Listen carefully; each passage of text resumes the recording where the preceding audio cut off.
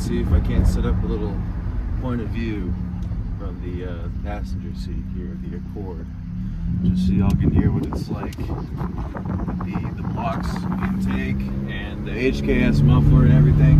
Hopefully it's not too windy. I'm gonna roll the window up at some point. The wind noise may be a little bit overwhelming, but hopefully it's not. But yeah. I just love the way that this thing sounds.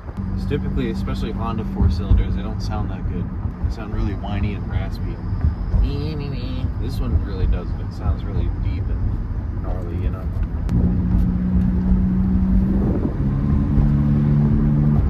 Now, there is a little bit of rasp. I'd be lying to y'all if I said there wasn't any. Y'all get to hear the pops as well, which is something I've had a lot of difficulty trying to capture on camera.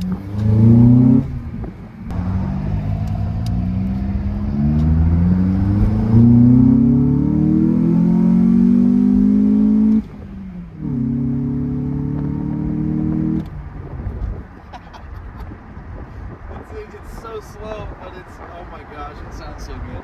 There we go.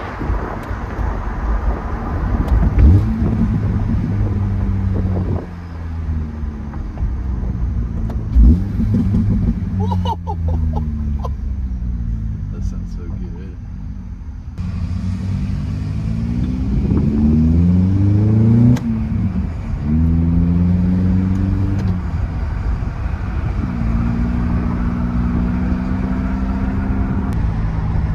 You know, I've had people ask me about the drone in this thing since I put the new muffler on. It's really not that bad at all. You know, people would expect like a fart can to have a lot of drone, but really it is not. It's like a nice humming noise. It's not too obnoxious, not too raspy.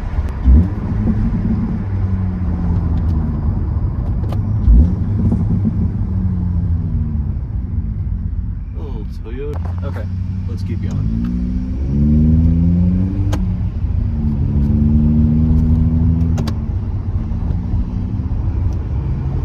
So in case y'all didn't know, the reason why the exhaust pops is because whenever I downshift and rev match, the fuel timing is not exactly perfect. The injectors shoot a little bit extra to the exhaust manifold. So that exhaust manifold is so hot that it actually ignites the fuel and it creates the burble. It's not that much fuel. It's not enough to blow out my cats, but it is enough to get a nice pop going, you know, especially with this muffler. It's really amplified a lot.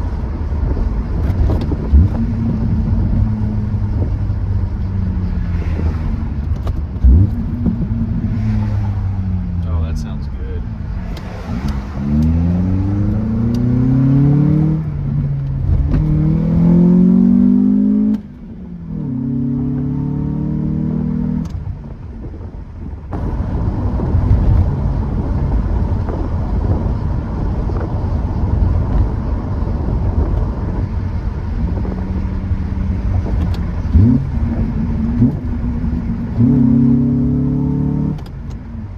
Those were two bicyclists. I figured I'd piss them off. Just for fun, you know. That's what Hondas are best at. It's pissing people off.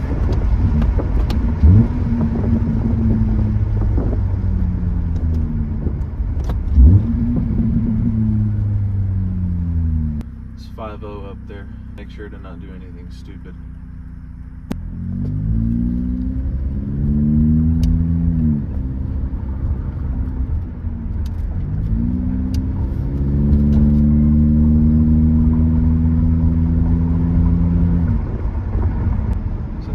With an eBay wing up here.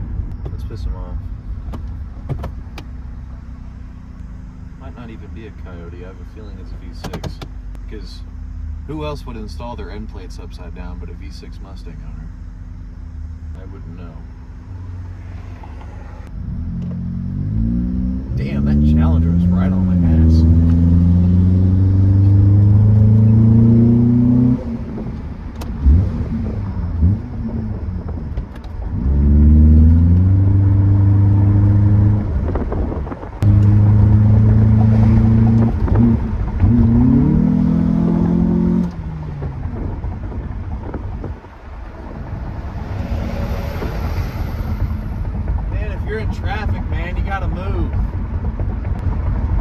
case y'all grannies forgot, green means go. It doesn't mean sit on your phone for 10 seconds and then go. Now, I gotta be in the right lane eventually. I'm in the left lane right now. Just don't want to be stuck behind a bunch of yahoos.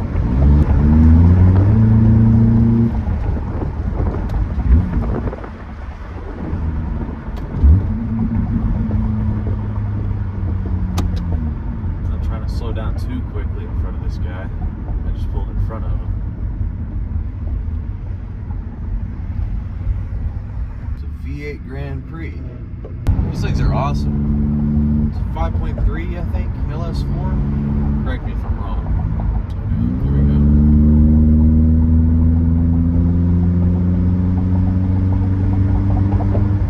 Over here.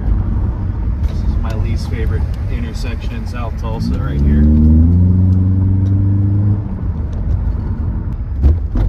Scraped floor panel on this one, so I gotta go out of the other entrance. There we go.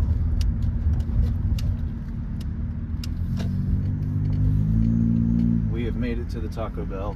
I'm gonna cut it here in a little while. Alright, we back. We have gotten the Taco Bell, and we are on the way back to the house now. Man, the intake sounds good. Under load. Like revving it, you really can't tell like what the true sound is. But like under load, it's so aggressive. Yeah, like that Subaru-esque like burble sound, it just doesn't happen when you're just revving it at a standstill. You really have to get on it, you know?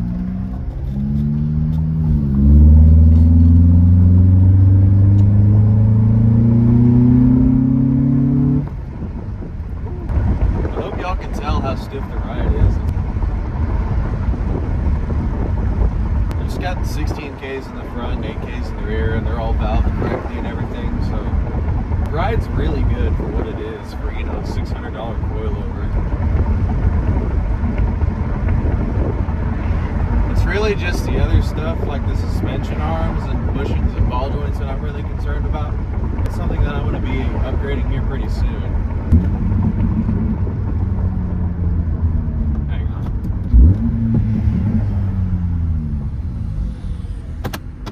And by upgrade, I mean going back to OEM, fresh OEM ball joints. I feel that, man. He's just blasting his music. There's our light.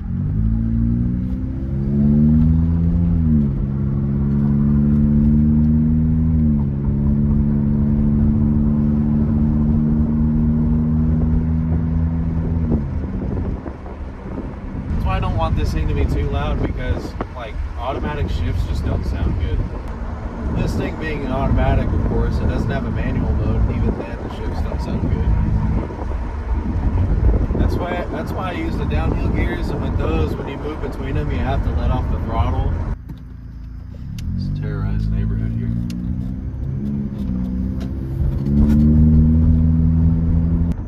Sounds pretty nice. Again, it's as, you know, it's about as good as a Honda can get.